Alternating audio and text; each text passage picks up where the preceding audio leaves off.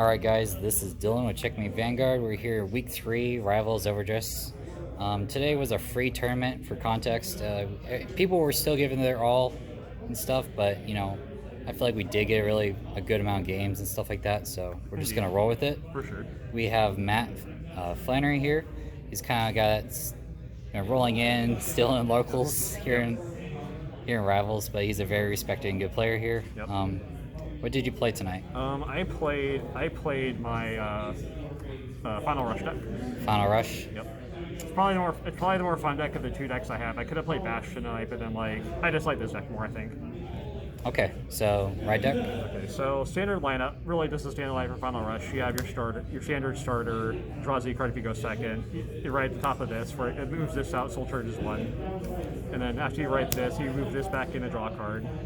I don't like the Vanguard effect's not really relevant or whatnot. And then finally, you have Bruce, the big daddy of the deck, pretty much. Final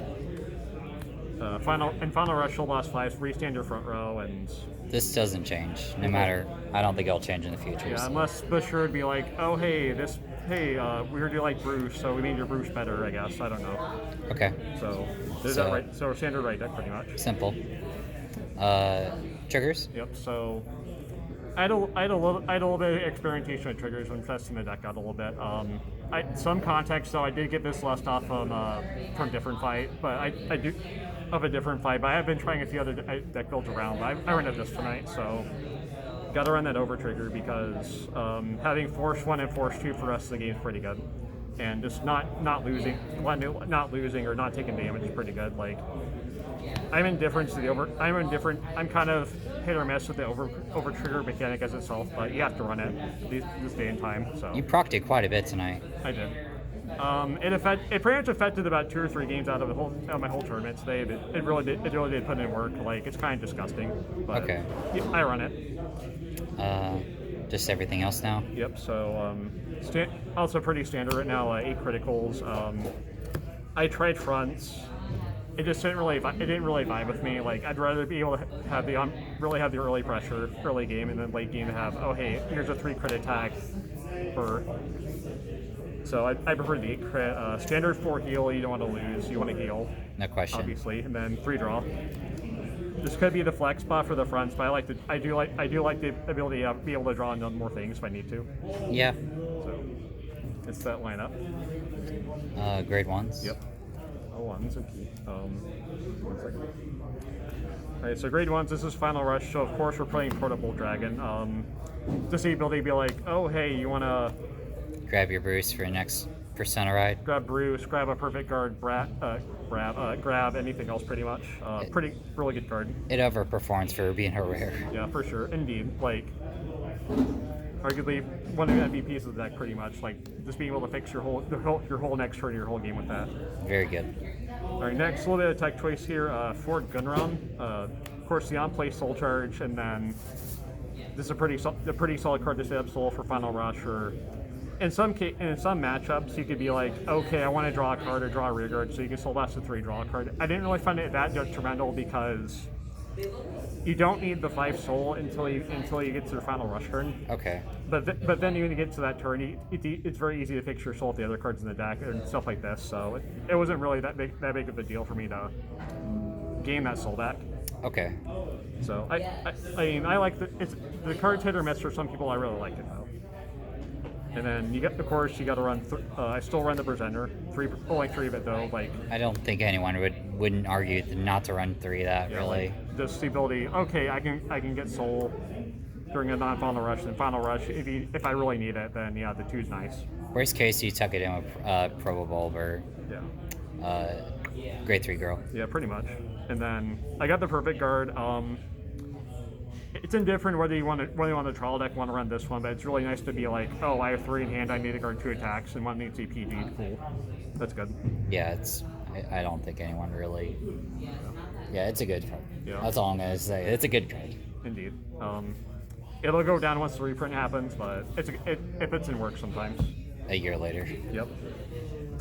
Grade 2s. All right, grade 2s, pretty standard run. We're, of course, running Eden. 15k attack on a Final Rush turn, possibly 2 crit if you restand it.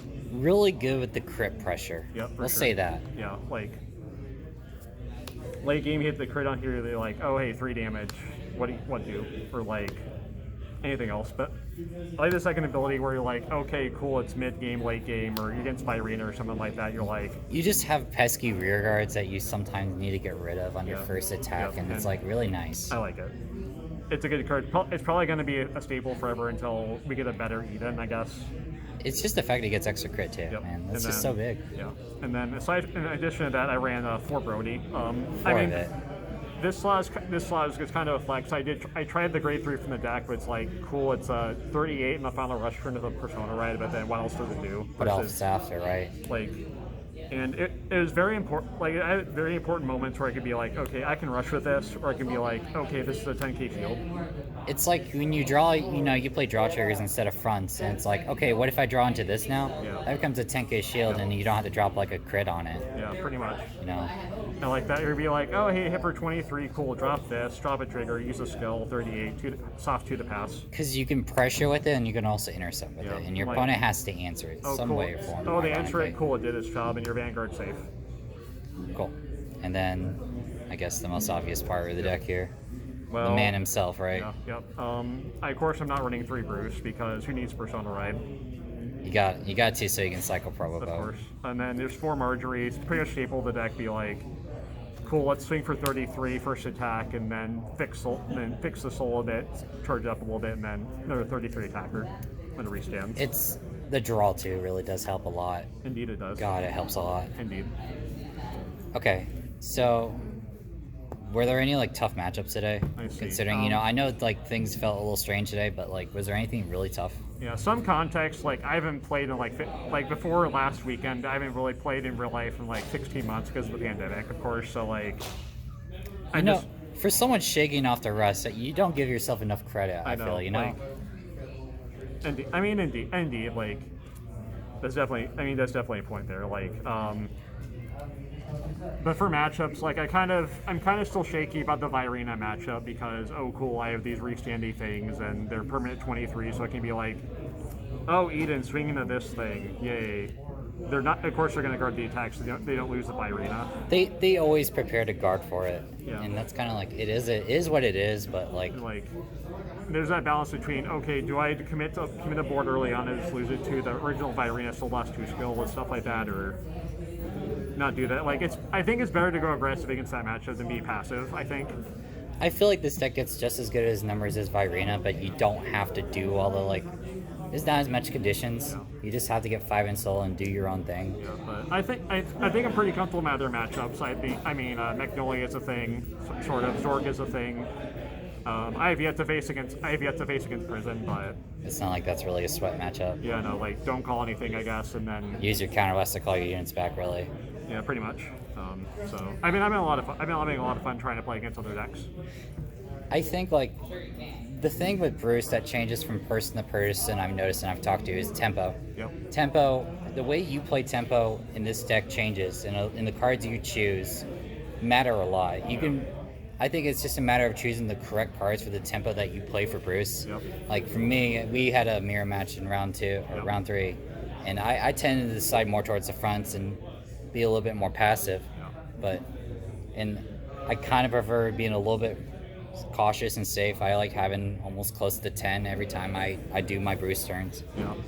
But you played more towards like, okay, turn starts, we hit the 5 and we're done kind of thing. Like yeah, I tried both ways or whatnot, but like I'm more towards the more aggressive I played it. I think the better I had against certain matchups or whatnot. So like I think it's a time playing the deck right now, but I could definitely go for like the building to 10, so like I don't have to worry about it later. But then I think it just depends on the matchup, honestly. Like Sometimes fronts are good, sometimes fronts are bad. Yeah. I agree with him in the fact that you run draws. Yeah. And for me, I kind of like the fronts, but sometimes I don't like the fronts, and it's kind of iffy. like say, cool, you have 2 Edens and you restand those at the front, like they're big. Okay, but then say you don't have the Edens, they're like, cool, these are 1 damage, but they're big, okay. The difference of Eden with a front trigger versus a crit trigger changes. It's quite huge because now, like, okay, Eden's 2 crit, with a big number. And then But they take it. Yeah. Right. They usually kind of stay around 3 then. Yeah. And then they take it, go to 5, and it is what it is, right? Yeah, but then say you got the crit, you could be like, okay, Marjorie gets the crit, Eden gets the power, so this is 33, but it's also 2 crit. Pseudo splitting crit with Marjorie and Eden, really good combo. Yeah. Really good. I mean, I think the meta also kind of determines whether or not fronts are better or crits are better. I mean, we do have those fronts that give 20k shield coming out next set, so maybe that'll change some of the dynamic of the deck. But I think the people that really do believe in the offensive pressure will stick with crits though in the long run. I do. I like that early. This deck thrives on having early pressure, I think. Right. So let's talk about shaking off the rust here about overdress in general. Yeah. So you've kind of started playing overdress here in the past couple weeks now, kind of really feeling it out and trying it out, and you've been playing for a really long time. Yeah. Since 2012, pretty much. What do you think? What do you think of overdress? I'm kind of split on it. I think the fact that you have 8 to 10 solid decks. It really depends whether you depend on what's solid and consistent, able to actually play and win.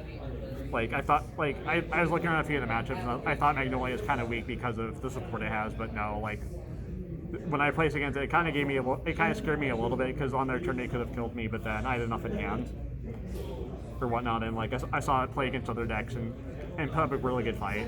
Same with Prison, same with, I don't think anyone ran Eugene though, but No. Yeah, Eugene's just the Galahad of overdress, I think, right now. It could get better if more support's set too, but It's a cult following. yeah, I like it the fact that there's more diverse decks. Say the start to be okay. There's 4 decks. One deck's the best deck for 8 months because Bushiroad refuses to have good balance in the game. We have 10. Yeah, we have 10. Yeah, and that's what I like about that. But then the thing I don't like about it is kind of the discourse over the overtrigger. I think the games I got the game heavily swung in my favor because okay, cool, I have 33k 2 crit Vanguard for no reason. Right. Or I hit the overtrigger and be okay, cool, they were at 2, they're gonna take this attack, but then they're now at 4 before they even get to the grade 3 or whatnot. What do you think the overtrigger's long-lasting impact on this game is going to be? It's not because they're going to be scarce, but more towards a gameplay mechanic side, where how do you think it's going to pan out in the next couple sets here? If I were to say anything about that, I'm gonna say they're gonna have the same. I'm gonna say they're at the same impact, and I'm trying to think of whether Bushiroad will be okay, these overtriggers are powerful. Do they design the decks around it, or do they be okay, we need to avoid the importance of the overtrigger or whatnot, so it's not super impactful in games. Like in the Bruce deck, they're getting a support card that allows them to get an extra drive check. What if that's an overtrigger? Yeah. It's 3 drive checks. I mean, decks that are going to get extra drive checks are going to be kind of a little bit more scary. Yeah. I would say. Definitely, for sure. The overtrigger's insane. I mean, the overtrigger's insane or whatnot. I've kind of seen the discourse around locals about it and just online, especially after the remote fights the last 2 weekends. I don't think anyone's going to be sleeping on Bruce for a while, and I think this, in the long run, is going to be one of the better decks coming out of overdress, and it's going to have a really good following. For sure, I saw the set 2 support, and it's really good. If you're going to pick it up, I would seriously suggest it. Yeah, for sure. It's a fun deck, in my opinion. Okay, so that's it.